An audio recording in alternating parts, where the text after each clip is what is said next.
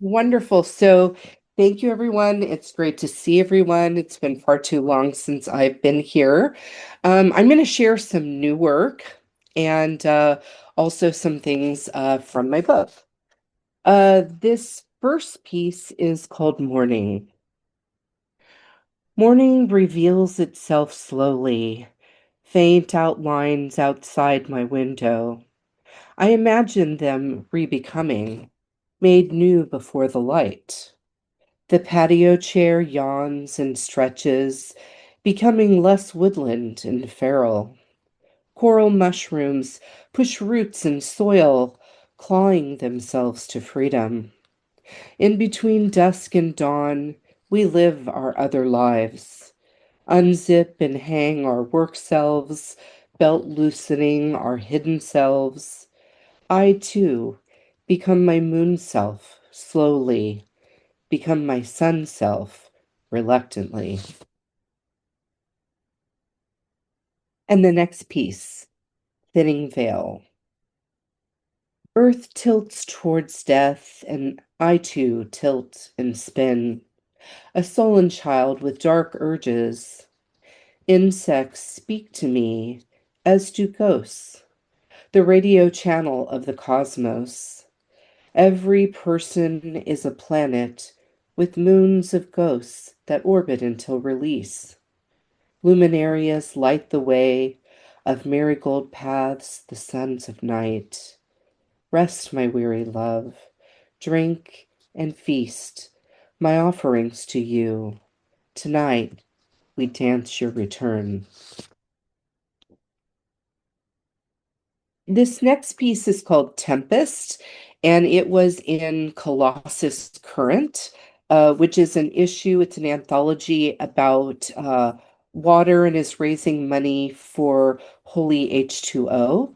If you have a chance to pick up the anthology, there are the most amazing poets in there, and pick any page and you'll find an amazing piece of work. This is called Tempest.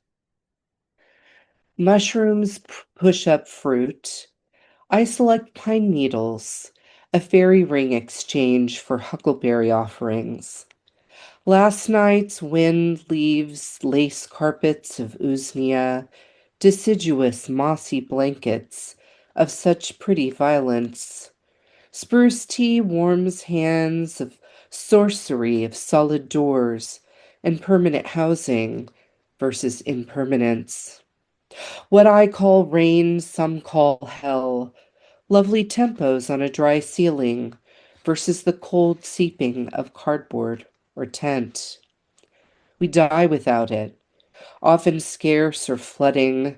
Damn the fools with their dams, another form of hoarding, while so many others drown in unquenched thirst. Um, and this has an epigraph. Listen to this rain and tell me it's not a prayer. Prortho Sereno. It's called Wilding. Staccato wings beat through her violet heart. The creosote sky sombers and cools everything it brushes. She longs to hear wind through the turbulence of traffic clatter, but only sirens serenade the pulse in her ears. Following her breath, a faint stream trickles. In spite of being paved, nature reclaims storm drain wilds.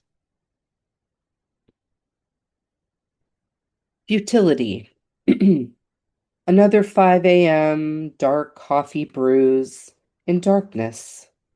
I fold myself up next to my nightgown. Life pauses. Commerce begins.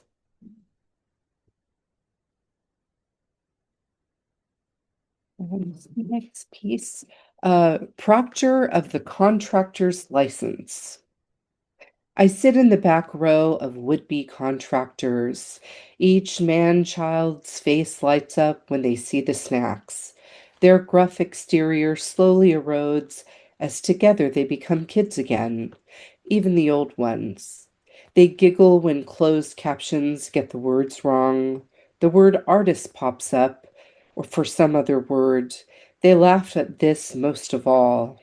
Is this telling? Have they been told that they could be anything but an artist? I tell my daughter she can play any sport she wants, just not be a cheerleader. But my very queer kid would rather play with the guys and has her posse who worship her. Not as a girl, but because she's a better version of them. Her father is raging against me and blames her queerness on me, like where she got the bump in her nose. I suppose that's fair. All right. This next piece is called Periscope. A periscope of a nose, alone above the water. Aquatic sounds drown the fighting on land. Some girls escape in little offerings of blood to let out, of water to let in. This faraway universe of a tub and locked door, in this quiet respite, the 7-year-old practices breathing underwater. And this next piece is called Crossing. I'm working on a manuscript of matrilineage of my family coming from Mexico to here. Um, Crossing. We crossed ancient oceans and called them desert, dragging crosses we swallowed and called it prosperity. We didn't cross the border, it crossed us, left us in shadows we left behind. Cousins in Juarez, others in Anthony, here in New Mexico, but feet now in LA. The stars soon follow, or still follow, a quarter moon cycle of cooking on fires and pitted dirt roads. How could we know what we would lose, how high the cost, and that we are still moving? And this next piece is called Huera, and it means white girl. The first time I hear Huera was friendly fire, my sugar skull skin, a pallor, onyx hair, jade jaguar eyed.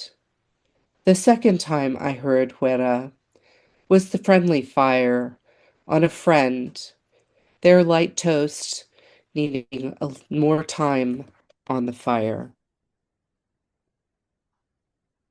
And let's see, get this next piece. This I wrote a day before Thanksgiving last year. My children lost 3 friends in a terrible car crash. And this is called Forget Me Not.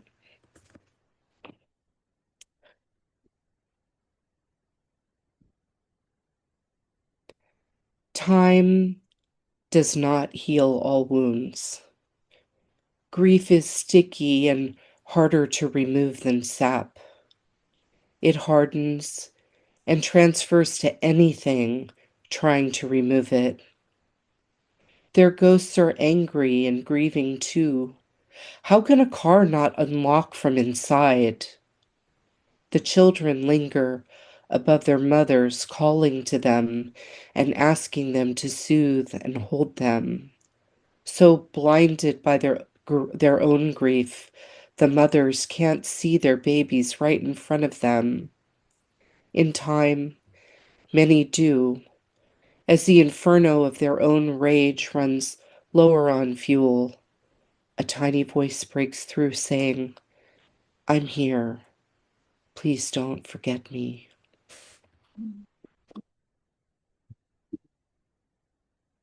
I have a few pieces from my book, Down the Foggy Streets of My Mind. And it was first published by Nomadic Press, and it's now available through Black Lawrence Press. Um, the book is an exploration of my mental health journey when I was 26. I'm more than double that now. But I was diagnosed with dissociative identity disorder, which is a scary sounding diagnosis, but was actually a lifesaver for me because I was able to get the help and support that I needed. Not all the poems are about that, but a large part of the poetry in here is about surviving physical and sexual violence.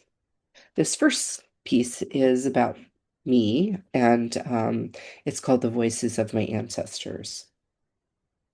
It's a casual conversation between the hummingbird and I. It's cheerful scolding I enjoy.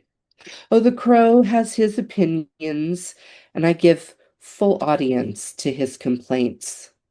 The crow, my fellow traveler, the turkey vulture, my guide, the parrot, my grandmother, the oak trees, my roots, anchored deeply into golden hills.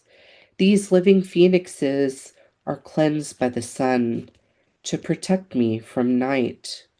We talk all day and night, the voices of my ancestors, talking and singing, cooking and creating. My grandma Lupe stirs the pot. She holds my hand, stirs and hums. The smell of lemon tea, the sound of slipper shuffling are to me the sounds of safety.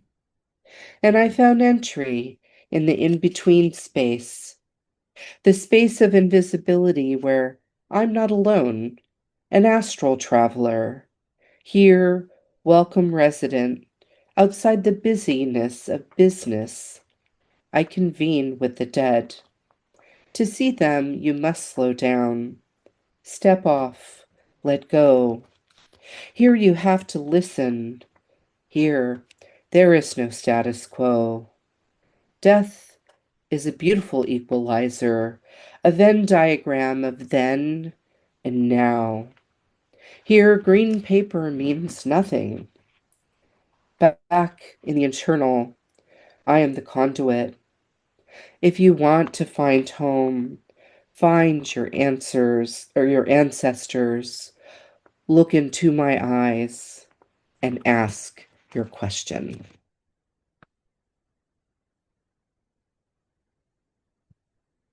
Shipwreck, a survivor's story.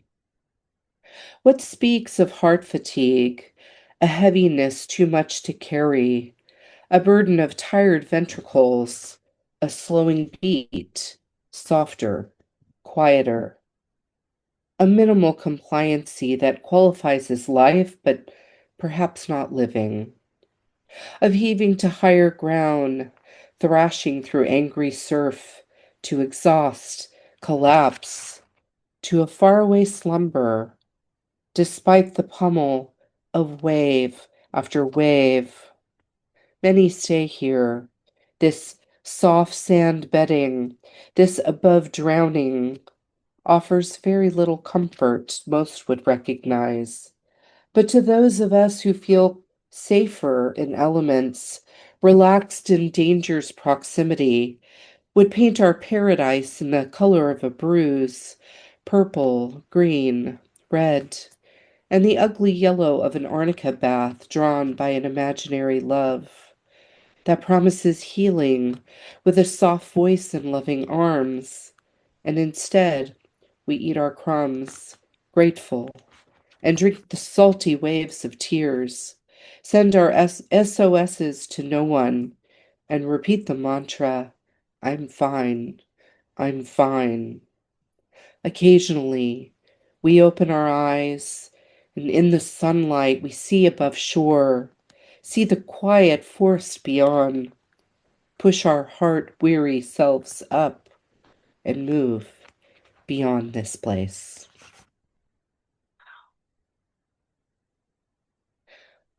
The title or poem of this is called Down the Foggy Streets of My Mind, but this is Down the Foggy Streets of My Mind too.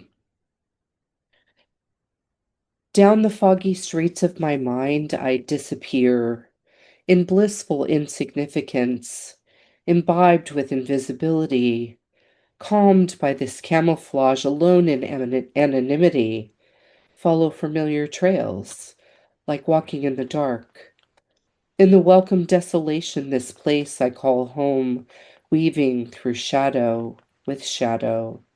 Tinted lavender and taupe with delicate brushstrokes, making swirling spirals of mosses and cool water. Where you think you see me, but not I you.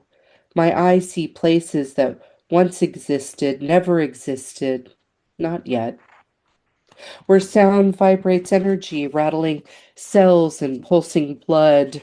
Blood begins in waterfalls and rapids and slows into quiet pools that vibrate to the beat of soft ripples, that vibrate in patterns of time that comes in wavelengths, being slower or faster or doesn't exist. And the ground not up or down, but undulating and pulsating. This place is vast, just an inch away, takes less than one step, but sound travels poorly and light seems to bend, to allow ancient senses to awake and arise and commune with spirit. The gift of stories by the firelight of stars, a fountain of spark and sparkle, a ray of moonlight, slipping under water, eyes adjusting, lungs adjusting, stay a little longer, each time a little longer, and maybe not return. And I have just a couple, um, maybe two more. This next poem I put in my book because Britt liked it, and so I'm going to read it again. It's called The Sacred In Between. There are certain things we hold in the spaces between us, that warm energy that passes back and forth like a circuit, like a flow, embraces us in our sacred circle of love and heat. Eternal bonds, stronger than gravity. We are unrestrained. We are the mysteries of the universe, of the divine. And I seek only the tiny truths, the slow unwrapping of trust, the cemented bondings of love as a verb, and the quiet knowledge that we have eternity to fuel this flame. And I'll close with a poem that I'd like to close with. It's a really old poem, um, and it still brings me a great deal of comfort. It's called Solitude. I feel like I find comfort in solitude. It's misunderstood and often mistaken for loneliness. It's not the same. Loneliness is a vacant crater. Solitude is different. Quiet conversation with yourself, being alone but not feeling alone. A comfortable quiet, where the outspoken word is unwelcome and would shatter the calm stillness. Quiet as its own language, one understood only by the speaker listener as one and the same, one's own true first language. I speak it well and do not pass it on to others. The part of me that's not shared, spoken here in the code of poetry, seen, not felt by others, as they would see their green and not mine. Practice your language, for therein lies all answers, answers true and just as if given to you by some higher power. And perhaps it is. Quiet conversations with you and your God. Some call it conscience, others inner self. Call it what you like. I have my own name and I keep it to myself. Thank you. Oh my God. Let's unmute and give her a big hand. Perfect timing, right on 20 minutes. Boom. Oh boy, that was beautiful, Yeah. Kellyanne. Love you, Yeah, that Kellyanne. was Yeah, Yay! wonderful poetry, Yeah. Kelly. wonderful. Yeah. That was amazing. Oh Yeah. boy. Yeah, Thank you, really everyone. related Woo, to woo, woo. that. So nice. So nice. Thank you. Thank you for Very coming nice. and sharing. Your poems are so touching. Thank you. Thank you. I'm also excited to have my friend Mimi. Mimi and I have been dearest friends since high school, 10th grade. Oh, wow. Wow. I'm. Have you written a poem yet about your mom thinking those two cute little girls walking down the street, ditching school, and realizing who they were? I have a little something about that. I have a little short story about that. Okay, let's hear. Great. That was a wonderful feature. That just a wonderful feature. Love your poetry, old and new. Thank you. I Thank you. love you all.